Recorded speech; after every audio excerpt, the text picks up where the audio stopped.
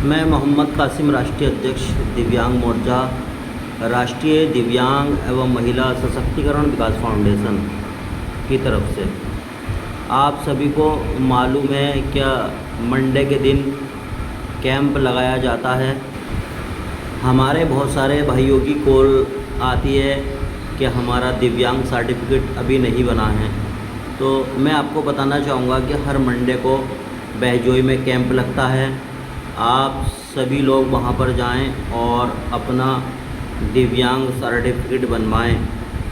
और कुछ हमारे दोस्तों की ये भी शिकायत रहती है कि हमारा सर्टिफिकेट नहीं बना, तो उनको एक्सरे के लिए या फिर दिमाग से हैं तो अलीगढ़ के लिए लिख देते हैं डॉक्टर साहब।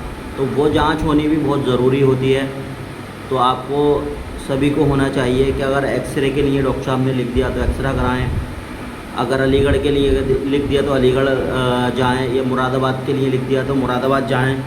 जब तक उनकी रिपोर्ट नहीं लगती है तब तक सर्टिफिकेट नहीं बनता है। और आपको ये बात भी मैं बताना चाहूँगा कि अगर आँखों से रिलेटेड है तो आँखों वाले डॉक्टर साहब बैठते हैं, और अगर उसके बावजूद सर्टिफिकेट नहीं बनता है तो एक बार मुझसे संपर्क ज़रूर करें। और कुछ लड़कों की हमारी ये भी शिकायत रहती है, तो दिव्यांगजन है कि मेरी पेंशन रुकी है, पेंशन नहीं आ रही है, तो अपनी केवाईसी करवाएं। बहजोई में भी केवाईसी के लिए अपने डॉक्यूमेंट्स दें, जैसे आधार कार्ड, पैन कार्ड, और खाते में भी यही केवाईसी कराएं, यूएनडीपी। और उसके बावजूद कुछ लड़कों की हमारी शिकायत ये रहती है कि हमें आवास की बहुत ज़रूरत है, आवास नहीं मिल पा रहा। तो मैं आवास को भी आपको बता दूं कि आवास के लिए एक झोपड़ा टाइप का होना चाहिए, तभी आपको आवास मिलेगा, अन्यथा आवास नहीं मिलेगा। अगर कोई दिव्यांगजन है पूरे उत्तर प्रदेश के अंदर या पूरी इंडिया के अंदर, तो उसको आवास मिलेगा अगर उसका वाकई में घर कच्चा है तो। और अगर उसको आवास देने से प्रधान कतरते हैं या फिर सेक्रेटरी, जिसको सचिव कहते हैं, वो कतरते हैं, खंड विकास अधिकारी गांव से रिलेटेड उसको नहीं देते हैं, टालाटोली करते हैं, दिव्यांग को परेशान करते हैं, तो आप एक बार कॉल मुझे ज़रूर लगाइएगा। उसके बावजूद जब तक मैं किसी भी अधिकारी से बात ना कर लूँ तो आपको रिस्पॉन्स नहीं दूंगा। लेकिन हाँ, इतना कहूँगा कि दिव्यांगजनों के लिए हर एक चीज़ की फैसिलिटी है और हर एक चीज़ दिव्यांगों को मिलेगी।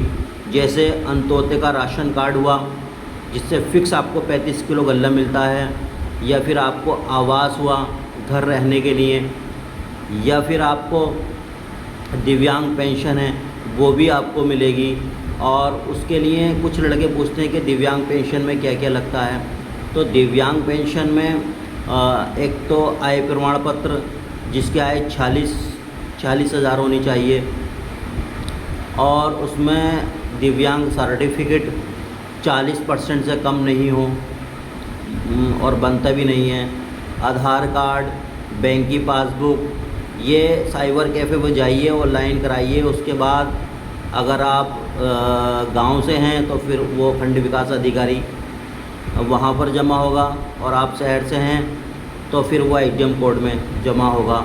उसके भी बावजूद अगर पेंशन नहीं आती है तो एक बार हमसे ज़रूर संपर्क करिए, क्योंकि हम इस चीज़ पे बिल्कुल निःशुल्क काम करते हैं और 9 सालों से हम निःशुल्क काम करते आ रहे हैं। अगर किसी दिव्यांग को हमसे मिलना है तो भी हमसे संपर्क करिए, हम आपको नंबर भी देंगे।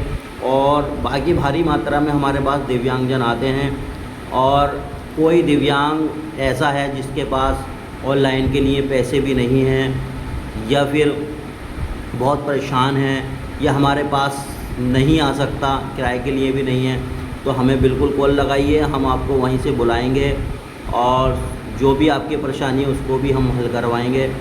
और कहीं ना कहीं आपके रोज़गार के लिए भी हम कुछ ना कुछ करेंगे जिससे आप 2 पैसे कमा सको। तो आपको बहुत ये शिकायत रहती थी मुझसे मिलने की, डेली मुझसे मिलने की, रोज़ाना मेरे पास आते भी हैं। मैं वीडियो क्लिपिंग भी नहीं डालता था, लेकिन अब मैं वीडियो क्लिपिंग भी डालूँगा। तो कहीं ना कहीं हमारे दिव्यांगजन बहुत पिछड़े हुए हैं और सारी जानकारी उनको नहीं मिलती है, लेकिन ज़्यादातर कहूँगा कि 80% हमारे दिव्यांगों को पूरी जानकारी आज की डेट में है। जिसको नहीं है तो हम देते चले आ रहे हैं और देते ही रहेंगे पूरी जानकारी। और कुछ हमारे दिव्यांगजनों की ये शिकायत है कि हमारा अंत्योदय का कार्ड नहीं बना रहे हैं, लेकिन हमारी फैमिली में 4 या 5 जने हैं। तो मैं उनको कहना चाहूँगा कि जितने तुम्हारे गांव में मालदार के कार्ड अंत्योदय बने हुए हैं तो उनकी एक एप्लीकेशन दीजिए, मालदारों को कटें और दिव्यांगजनों के अंत्योदय कार्ड बने। और मैं इसी को लेके बहुत जल्दी डीएम साहब से मुलाकात करने वाला हूँ कि हमारे एक एक दिव्यांग का अंत्योदय का कार्ड बनना चाहिए, जिससे फिक्स 35 किलो गल्ला मिलता है, उसको आवास भी मिलना चाहिए, जिससे दिव्यांगजन अपना पालन पोषण कर सके। और अभी हमारा अभियान चल रहा है सबको पद देने का, और हम बहुत जल्दी सबको पद भी प्रोवाइड करा रहे हैं। तो मैंने सब लड़कों से कहा है कि आप जो है सभी लड़कों से संपर्क करिए। वैसे तो हमारे पूरे ज़िले में हर जगह सदस्य हैं और मेरे पास सब आते भी रहते हैं, डेली के डेली आते रहते हैं। तो मैंने सभी से ये कहा है कि जब भी हम धरना प्रदर्शन करें, ये सरकार से अपनी 21 सूत्रीय मांगे रखें या सरकार से हम कोई सी भी मांग करते हैं, तो आप भारी मात्रा में आइए। और जब आप भारी मात्रा में आएंगे तो अधिकारियों को ये भी मालूम होगा कि हाँ, दिव्यांग जनों के लिए किस चीज़ की ज़रूरत पड़ रही है। तो कहीं ना कहीं अधिकारी भी उस चीज़ को संज्ञान में लेंगे और आपके लिए ऑर्डर करेंगे, आपके लिए अलर्ट करेंगे। जैसा आप लगा लीजिए, आवास है, अंत्योदय का कार्ड है, बहुत सारी ऐसी चीज़ें हैं। अच्छा, दिव्यांगों की एक शिकायत और है मेरे पास गाँवों से कि उनकी ज़मीन है और उन्हें खाद के कट्टों की ज़रूरत पड़ती है, तो उसमें भी बहुत आनाकानी करते हैं, 2 कट्टे ये कट्टे। और मैं वो भी परेशानी आपकी बहुत जल्दी दूर करने वाला हूँ। मैं खाद अधिकारी से भी बात करूँगा। क्या हमारे दिव्यांगजन अगर अपना रोज़गार कर रहे हैं किसी भी चीज़ में, चाहे वो खेती हो, चाहे वो किसी दुकान हो या कुछ भी हो, तो उनको अच्छे से फैसिलिटी दी जाए। उनकी लाइन खाद विभाग में नहीं लगाई जाए, उनको डायरेक्ट खाद देना चाहिए, क्योंकि ये हमारा 2016 का जो एक्ट है उसमें हमें कहीं भी लाइन लगाने की ज़रूरत नहीं है। हमारा आरक्षण कहता है कि हमें लाइन लगाने की ज़रूरत नहीं है, हमें डायरेक्ट जाने की ज़रूरत है। और मैं सभी जितने उत्तर प्रदेश में, पूरे राष्ट्र में बाबू हैं, अधिकारी हैं, मैं सबसे रिक्वेस्ट ये करता हूँ अपने संगठन की तरफ से कि दिव्यांग का एक लाइन अपनी अलग होनी चाहिए। दिव्यांग का सबसे पहला काम होना चाहिए, वो चाहे अस्पताल से हो, वो चाहे सप्लाई विभाग से हो, एडीएम कोर्ट से हो, ब्लॉक से हो, तहसील से हो, ARTO ऑफिस से हो, जहाँ से भी अगर दिव्यांग का काम पड़ता है तो सबसे पहले दिव्यांग का काम होना चाहिए।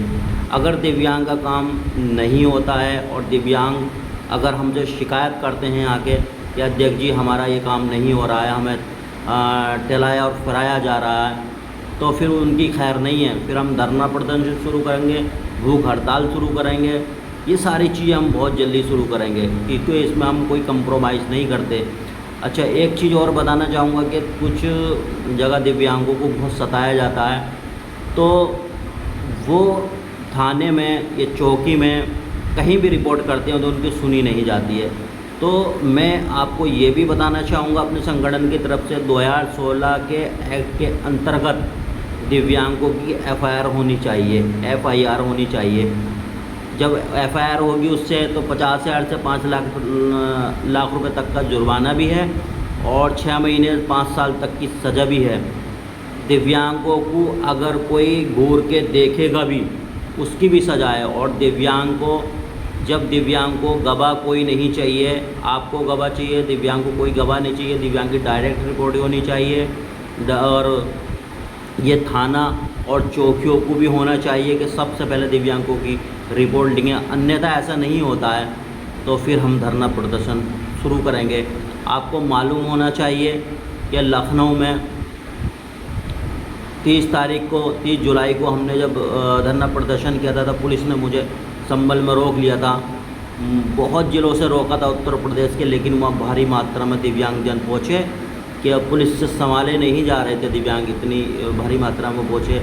तो 54 लाख जो दिव्यांग हैं, तो आप ये ना सोचना कि हम कमज़ोर हैं, हम जागरूकता हुए हैं और सब एक मुट्ठी में हम हैं। याद रखना, अगर दिव्यांग का कोई भी काम रुका तो खैर नहीं है। धरना प्रदर्शन पूरा उत्तर प्रदेश आएगा, अगर किसी दिव्यांग को जुल्म होता तो पूरा उत्तर प्रदेश आएगा। दिव्यांग की कोई मांग पूरी नहीं दी थी तो उत्तर प्रदेश आएगा। जो सरकार ने हमारे लिए योजना दी है उसको अधिकारियों को देना पड़ेगा, क्योंकि उनके ज़्यादातर बाबू बहुत टहलाते हैं, बहुत परेशान करते हैं। तो होना चाहिए कि अगर तुम्हारा भी बच्चा कोई दिव्यांग हुआ तो आपको कैसा लगेगा। इसलिए दिव्यांग को टहलाया नहीं जाए, सबसे पहले दिव्यांग का काम करा जाए और दिव्यांग को बिठाया जाए। और आपके जो CCTV कैमरे आगे लगे होते हैं तो आप उसमें देखते हैं ना कौन दिव्यांग है, कौन बुज़ुर्ग है, कौन विधवा है बेचारी खड़ी हुई, कौन महिला है उसमें खड़ी हुई। तो उनका काम सबसे पहला होना चाहिए। यही मेरी सब अधिकारियों से रिक्वेस्ट रहती है। जय हिंद, जय भारत।